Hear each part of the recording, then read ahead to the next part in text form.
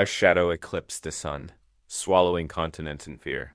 From the streets of Tokyo to the fields of Iowa, people stared up at the sudden nightfall, searching for an explanation. The Zephyrian Empire's fleet 200 warships in precise, ominous formation had appeared without warning. Admiral Vexter, cold and reptilian, glared down from the bridge of his monstrous flagship. Behind him, technology far beyond anything Earth had dreamed of thrummed with power. His ultimatum was simple: surrender in 72 hours, or witness the destruction of your world. In that moment, humanity felt the weight of its own smallness.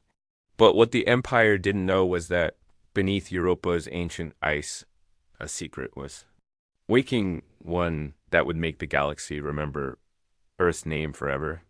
Alarms blared in Earth's orbital defense station. Commander Jake Morrison pushed through the chaos, heart pounding. The transmission from space cut through the noise. People of Earth came Vexter's hissing, flawless English.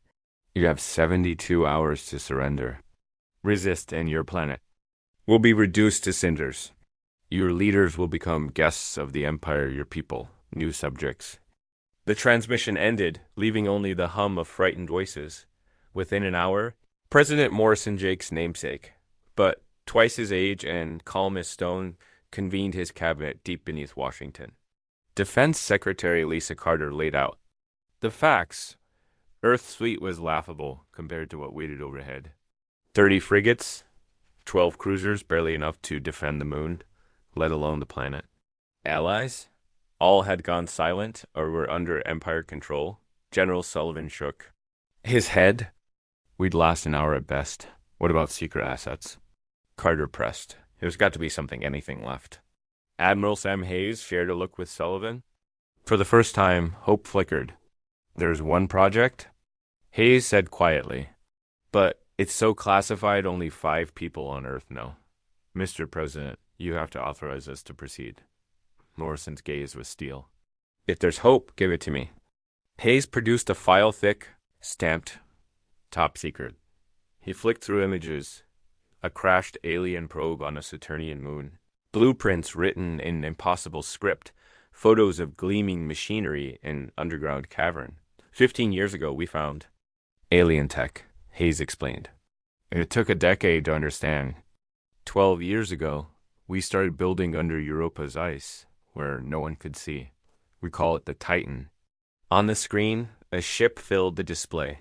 Massive. Silver and blue, bristling with fighters and unknown weapons. It looked less like a vessel and more like a floating city. How big? Whispered Carter. 15 kilometers, said Sullivan. 500 advanced fighters. Weapons beyond anything in our arsenal. Shielding like you've never seen. And the core, well, that's alien science. We never fully cracked it, but it works. Admiral Hayes' eyes hardened. The Titan is ready, Mr. President, but if we act too soon, the aliens might notice. We need time to wake her. Morrison nodded. You have it. Do whatever it takes. Above, Vexter watched as his fleet prepared for standard intimidation procedures. With a casual gesture, he ordered the destruction of Earth's mining stations, 7 a bright flare in the night sky, and 23 more dead dot in the Titan's hidden hangar. Captain Alex Turner received the call he'd waited for his whole career. Begin awakening sequence, he said to Chief Engineer Maria Rodriguez. Systems thrummed to life. Cold corridors filled with blue light. The heart of humanity's last hope started to beat dot as thermal charges melted Europa's ancient ice. The first steam plumes rose into space. The Titan was about to emerge, and the galaxy had no idea what was coming. Deep beneath Europa's fractured crust, the hidden shipyard bustled like a hive awakened from a long winter. Captain Alex Turner's voice echoed through the corridors. All hands, prep for emergence. This is not a drill. Chief Engineer Maria Rodriguez's fingers danced across her console. Quantum drives charging. Artificial gravity stabilizing. Reactor cores at 80%. Hull integrity perfect. From the fighter bays, Squadron Leader Ryan Bell ran final checks on the 500 new model interceptors. Each was more advanced than anything humanity had built. Powered by gravity-shaping engines and armed with weapons no one outside the project had ever seen in Titan's science deck. Dr. Ben Parker monitored the Gravitic Lance, the main weapon. Readouts gleamed green. Weapon online, Captain. Safety off. Up in the bridge, Turner looked through reinforced glass as cracks spread in Europa's ice. Cameras relayed the view to every crew member. Some had never seen the stars. They'd lived their whole lives training for this one moment. The ship rumbled as thermal charges vaporized the last kilometer of ice. Above, surface breach in 30 seconds. Maria reported, all systems green. In orbit, the Zephyrian Empire's sensors picked up the seismic chaos.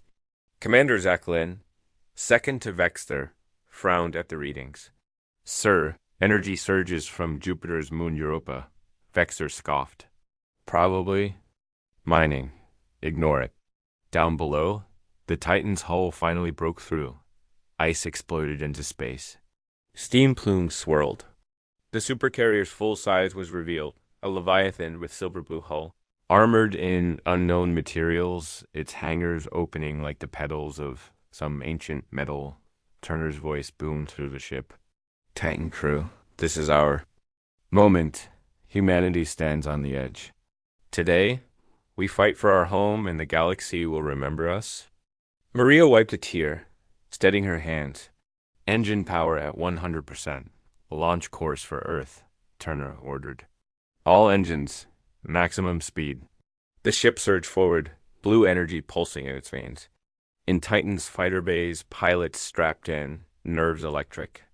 No one knew if the plan would work, but every heart burned with stubborn hope. Earth's surface fleets deployed in a classic defensive ring, a deliberate show of desperation. To alien eyes, it was a final stand with obsolete toys. Only a handful. On Earth knew the real plan, as Titan hurtled through the void. Its approach masked by Europa's interference. The alien deadline ticked down. Vexter ordered his ships into attack posture. The last warning was sent to Earth. You have 24 hours to comply. After that, your world will burn. In the hidden bridge beneath Europa's ice, Captain Turner gripped his chair. Ready, or not, here we come. Earth's defense fleet was doomed, but it fought like legends anyway. In orbit, Admiral Hayes coordinated every last ship, knowing their main purpose was to distract and buy time. Old frigates flung themselves at the Zephyrian line, missile trails crisscrossing with plasma beams. Cruisers took the hits, their shields overloading, their hulls bursting in fireballs that lit up the sky. The Empire's commanders broadcast every defeat to demoralize the planet. Cities watched in horror as ship after ship was cut down. But on every channel, Earth's officers sent a different message. We hold the line. Help is coming.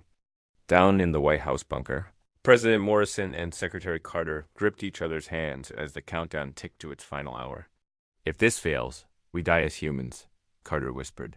If it works, we become legends. Above, Admiral Vexter watched as his armada pounded the human fleet. Prepare to target surface installations, he ordered. We'll reduce their cities to glass. In the final moments, all seemed lost. Then, without warning, a surge of blue-white energy appeared at the edge of Earth's orbit. Sensors across both fleets failed, scrambled by something vast and unknown. Ships from every nation and the entire Zephyrian fleet spun their optics and saw the impossible. The UES Titan, fully emerged, dwarfed every vessel present. Its fighter bays opened, spewing swarms of new interceptors in perfect formation. For a heartbeat, even Vexter was speechless. On the Titan's bridge, Turner gave the order. All squadrons, engage, weapons free. Let's show the galaxy what Earth can do. Fighter streaked toward the Empire's ships, their gravitic guns tearing holes in shields, thought impenetrable. Within minutes, the battle turned. The Titan's main lance fired, a blue beam that sliced a Zephyrian capital ship in half. Every camera on Earth and every sensor in the Empire caught the moment. Humanity, against all odds, had become the storm. Vexer snarled, all ships, concentrate fire on the supercarrier. Destroy it. Titan's shields flared under the assault, but held. Turner smiled grimly. Bring it on. The Empire's assault became frenzied as every remaining ship targeted the Titan. Waves of plasma and kinetic fire hammered its armor. Decks shook, but Rodriguez and her engineers ran repairs at blinding speed. Pilots executed daring maneuvers, intercepting torpedoes and ramming enemy bombers. On the Empire's flagship, Vexter saw his advantage slipping away. He ordered his personal guard to ready his shuttle. He would lead the attack himself. As the battle raged, the Titan's AI detected a massive power buildup aboard the Empire's flagship. Dr. Ben Parker shouted, "They're preparing their main weapon. If it fires, it could punch through even our shields." Turner acted instantly. Squadron 1, with me. We're going after their flagship now? Titan's main gravity lance fired again, clearing a path. The human fighters streaked toward the Zephyrian command ship, running a gauntlet of enemy fire. On board, Vexter prepared for glory, believing no human could breach his inner defenses. But Earth pilots weren't just well-armed. They were desperate, inventive, and angry. Squadron 1 broke through the last defense ring, taking heavy casualties, and slammed explosives into the flagship's engines. In a final, brutal exchange, Turner personally piloted a strike shuttle with Parker and Rodriguez aboard. They breached the flagship's hangar, fought hand-to-claw in the corridors, and reached the main reactor. It was chaos, smoke, blood, and screams in every language. Vex, Thor, and Turner met on the command deck. The alien's claws glinted. "You are a mistake, human. I will erase your species." Turner raised his weapon. "You should have checked under the ice." A blast, a roar, and the deck split open. Turner's team rigged the core to overload, fleeing as the flagship's alarms wailed. Outside, as the Titan's battered hull hovered above Earth, Vexter's ship exploded in a wave of white-hot energy, lighting up the sky. With the Empire's flagship destroyed, chaos rippled through the Zephyrian fleet. Officers argued, some fleeing, some fighting. On every channel, the news spread. The Empire's leader was dead. Their strongest fleet crippled by a world they'd mocked as primitive. Earth's battered ships rallied around the Titan. The Supercarrier's bays were blackened, armor pitted and scarred, but it still stood watch over the blue planet it was built to defend. Debris rained down over the Pacific as the last Zephyrian ships fled for deep space. All over Earth, people wept with relief, hugging strangers in the streets. Broadcasts from the bridge of the Titan went viral across the galaxy, images of ordinary humans fighting with genius, grit, and heart. The president's voice, broadcast to the survivors, echoed on every continent. Today we stood alone, but tomorrow the galaxy will know our name. We are not conquerors, but we are no one's slaves. Remember the Titan? Remember that even the smallest world can hold the biggest surprise. Far beyond Earth, empires and would-be conquerors reviewed the battle records. Some saw hope, some saw terror, but all now regarded humanity with a wary new respect. On the battered bridge of the Titan, Turner, Rodriguez, Parker, and Bell looked out at a world saved. Turner's voice was quiet but fierce. "We did it. We changed the game." For the first time in history, Earth had become more than a victim or a pawn. It had become the unexpected game-changer, proof that human ingenuity, stubbornness, and courage could tip the balance of the stars. And as the Titan settled into orbit, its hull reflecting the dawn over a free Earth, one truth rang through the galaxy: never underestimate humanity. Not ever again.